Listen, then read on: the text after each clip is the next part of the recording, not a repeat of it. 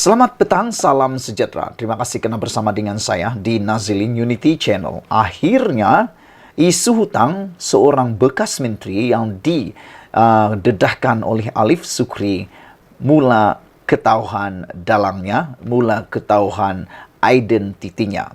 Awal pagi hari ini, Alif Sukri akhirnya tak tahan lagi tuntutan hutang beliau yang berjumlah puluhan juta tidak dilayan oleh bekas menteri tersebut.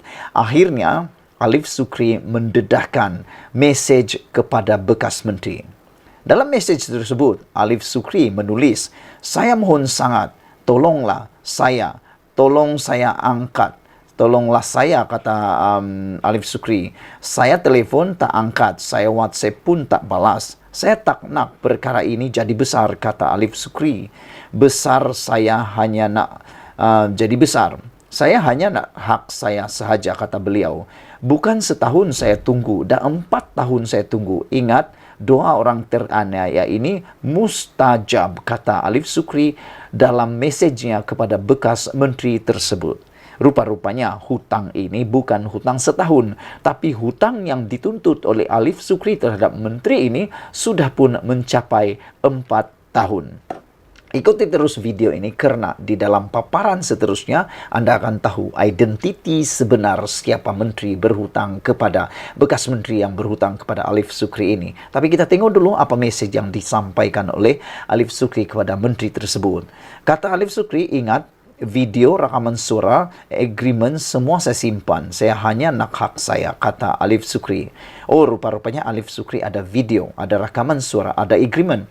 Persoalan netizen kepada Alif Sukri ketika beliau menyebarkan berita kononnya ada bekas menteri berhutang kepada beliau, mereka bertanya, kenapa Alif Sukri tidak buat laporan polis? Kenapa Alif Sukri tidak mengambil tindakan undang-undang? Kerana kita tahu ada cara Alif Sukri melalui tindakan undang-undang boleh menuntut hutang daripada seseorang itu. Tapi kenapa beliau tidak mahu membuat tindakan undang-undang tersebut? Itu persoalan daripada netizen. Alif Sukri kata, "Dari awal kita jumpa, rakaman suara dan video saya simpan. Percakapan semua saya rekod dan saya simpan sebagai bahan bukti," kata Alif Sukri. Bersyukurlah kerana Alif Sukri agak bijak dan pintar juga untuk mendapatkan bukti. Beliau merakam semuanya. Ini satu tindakan yang harus kita puji kepada Alif Sukri. Tolong call saya untuk selesaikan masalah sebelum saya lebih memalukan lagi, kata Alif Sukri. Akhirnya, saudara-saudara sekalian, apa yang dinyatakan hari ini ialah Alif Sukri akhirnya mendedahkan. Selepas beliau kata waktu siang dan malam berniaga buat live kena maki sehingga dihina Tan Sri senang ambil hak saya, dikabarkan apa yang Alif Sukri dedahkan akhirnya melalui Malaysia Kini bertajuk "Kadir tak nak turunkan diri ke tahap Alif Sukri." Bekas Menteri Abdul Kadir Sheikh Fadzir menyerahkan kepada peguamnya untuk menguruskan ugutan dibuat Alif Sukri yang mendakwa ada seorang berprofil tinggi berhutang puluhan juta ringgit dengannya. Alasan Abdul Kadir, dia enggan meletakkan kedudukannya serendah ahli perniagaan terbabit. Kata beliau, "Saya tak nak turunkan diri ke tahap Alif Sukri. Sekarang peguam saya sedang uruskan perkara itu," katanya ketika dihubungi Malaysia Kini. Terdahulu, Alif Sukri, 36 tahun, meluahkan kekecewaan di Instagram susulan seorang bekas ahli parlimen berasal dari Kedah yang didakwanya liat untuk bayar hutang. Dalam kenyataannya, Alif berkata, ketika hendak meminta bantuan, individu berpangkat Tan Sri itu terhege-hege nak hendak berjumpa dengannya. Dakwanya, dia sudah cuba menghubungi individu terbabit berkali-kali namun usaha berkenaan menemui kegagalan. "Siapa kenal Tan Sri ini? Minta dia bayar duit saya berpuluh juta. Dia mesti kaya sebab bekas menteri," tulis Alif Sukri. "Orang Langkawi mesti kenal. Saya minta tolonglah kalau hantaran ini dilihat oleh anak dia atau saudara, janganlah menzalimi saya," katanya dalam satu hantaran di Instagram hari ini. Saudara-saudara sekalian, memaparkan walaupun tanpa menyebut nama, Alif Sukri yang juga penyanyi lagu Abang Nak Tegur itu memuat naik imej seorang lelaki, dipercayai individu yang dimaksudkannya namun menutup bahagian wajahnya. Ditanya sama ada wujud usaha lain untuk membersihkan imejnya, Abdul Kadir hanya menjawab ringkas, "Saya dengan orang macam itu tak nak komen, saya tak nak sebut nama," katanya. Dalam hantaran berbeza hari ini, Alif Sukri menyifatkan dirinya hanya ikan bilis jika hendak dibandingkan dengan individu berpangkat Tan Sri yang mempunyai lebih ramai kenalan hebat dan berpangkat. Justru katanya, dia perlu berani demi menuntut haknya yang tidak seberapa. Saya percaya Tan Sri orang ternama, seorang bilioner yang ada beribu aset di Malaysia. Jadi, setakat duit puluhan juta, saya itu tak ada masalah untuk Tan Sri berikan sebab itu hak saya. Pelik, takkan Tan Sri nak ambil hak peniaga kecil-kecilan ini? Bayangkan siang malam saya berniaga buat live sampai kena maki dan hina. Senang-senang nak ambil hak saya. Jangan sampai saya hilang sabar, tunjuk video dan rakaman semua, ujarnya. Saudara-saudara sekalian, inilah dia pendedahan daripada Alif Sukri yang mengejutkan kita ialah kenapa orang kaya tetap berhutang, kenapa bilioner tetap berhutang. Sekian dulu untuk kali ini, jangan lupa tinggalkan komen Anda. Kita jumpa lagi, bye-bye. Selamat tengah hari, salam sejahtera, terima kasih karena bersama dengan saya di Nazilin Unity Channel. Terus saja direct to the point. Dakwaan Mahathir tentang perlembagaan adalah fitnah. Tolong sebarkan konten kali ini. Ini dipetik daripada Shabuddin.com, satu laman web yang kita boleh percayai. Saudara-saudara sekalian, dakwaan Mahathir tentang perlembagaan adalah fitnah. Pengamal undang-undang berpandangan bekas Perdana Menteri Dr. Mahathir Mohamad telah salah faham apabila mendakwa mempromosikan negara berbilang bangsa bertentangan dengan perlembagaan persekutuan. Peguam perlembagaan Bastian Pius van der Goon berkata, dakwaan Mahathir adalah tidak betul kerana perkara 8 perlembagaan menyatakan bahawa semua orang adalah sama di sisi undang-undang dan berhak mendapat perlindungan.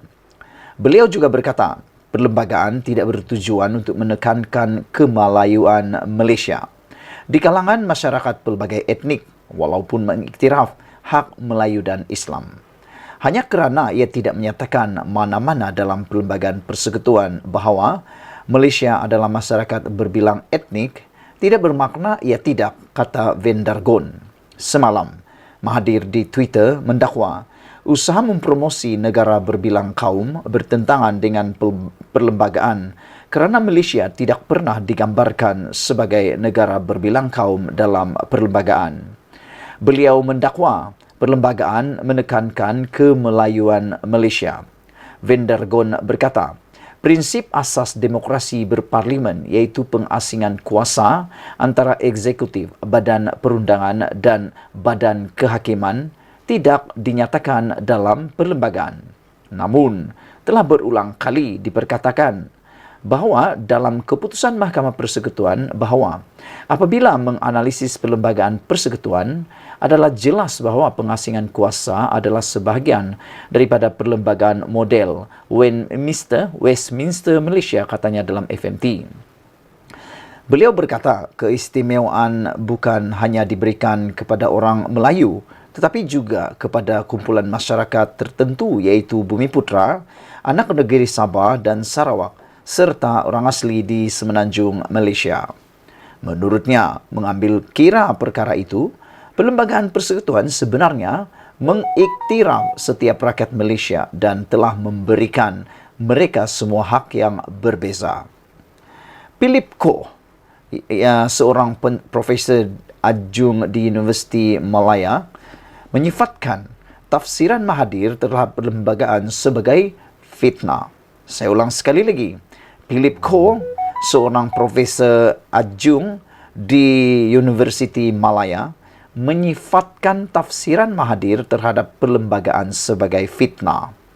Beliau menjelaskan perlembagaan menggalakkan demokrasi yang kondusif untuk membina sebuah negara berbilang kaum sambil mengiktiraf peranan Islam dan hak orang Melayu.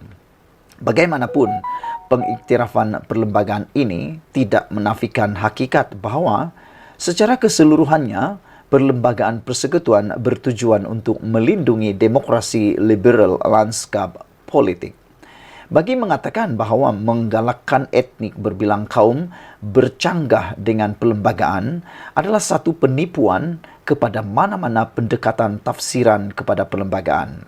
Suruhanjaya Red dan Cobalt, latar belakang merdeka dan pembentukan Malaysia, semuanya mengesahkan bahawa kita adalah demokrasi liberal dan bukan autokrasi berasaskan kaum, katanya.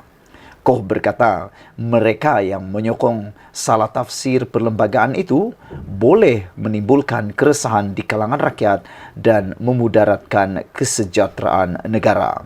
Dipetik daripada sabudin.com, sumber Free Malaysia Today. Dengan tajuk yang luar biasa, dakwaan Mahathir tentang perlembagaan adalah fitnah. Itu adalah kenyataan daripada pengamal undang-undang. Saudara, menjadi persoalan kepada saya petang ini ialah apakah kenyataan Mahathir berkaitan dengan kepelbagaian kaum ini akan menyebabkan bukan membawa kemenangan kepada Perikatan Nasional yang disokong oleh Mahathir sekarang ini, tetapi akan menyebabkan Perikatan Nasional akan mengalami kekalahan yang teruk. Adakah ini ialah turning point untuk PH dan BN menang besar dalam PRN kali ini? Adakah dengan kenyataan dakwaan daripada Mahathir ini membawa kepada turning point kesilapan besar dalam percaturan Mahathir dan Perikatan Nasional? Tinggalkan komen anda, sila tekan butang subscribe, ikuti terus ulasan selepas ini.